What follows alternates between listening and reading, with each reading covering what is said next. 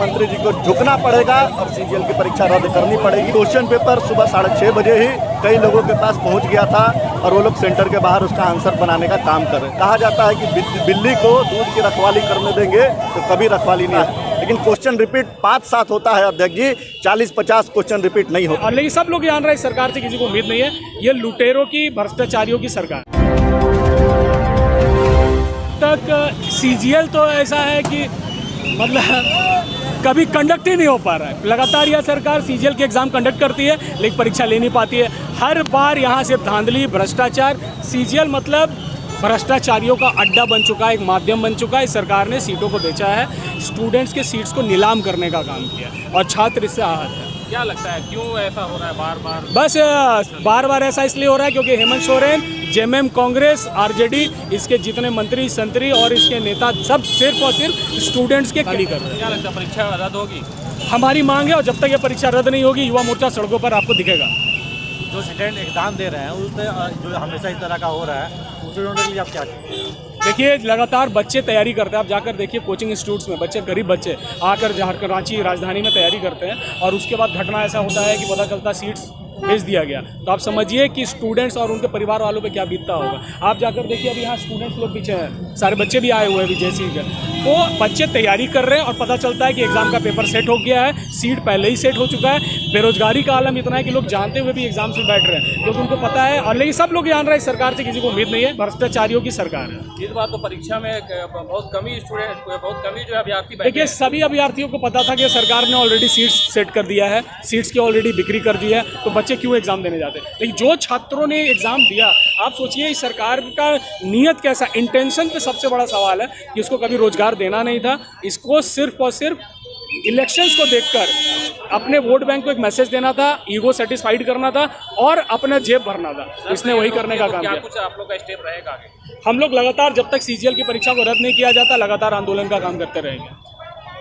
देखिए पुनः इस राज्य में 21 और 22 तारीख को डिजिटल इमरजेंसी लगाकर हेमंत सोरेन जी की सरकार ने सीजीएल की परीक्षा ली थी, लेकिन पुनरावृत्ति 28 जनवरी वाली ही हुई। सरकार की सारी व्यवस्थाएं फेल हो गई और पुनः सीजीएल का परीक्षा का पेपर लीक हो गया है। लगातार छात्रों के माध्यम से एविडेंस आ रहा है कि क्वेश्चन पेपर सुबह 6:30 बजे ही कई लोगों के पास पहुंच गया था और वो लोग सेंटर के बाहर उसका आंसर बनाने का काम कर रहे थे। उसके अलावा अन्य कई छात्र आरोप लगा रहे हैं कि बुकलेट का सील ओपन था। कई जगह लोग लगा रहे हैं कि ओएमआर सीट और क्वेश्चन का जो सीरियल नंबर होता है वो मैच नहीं था।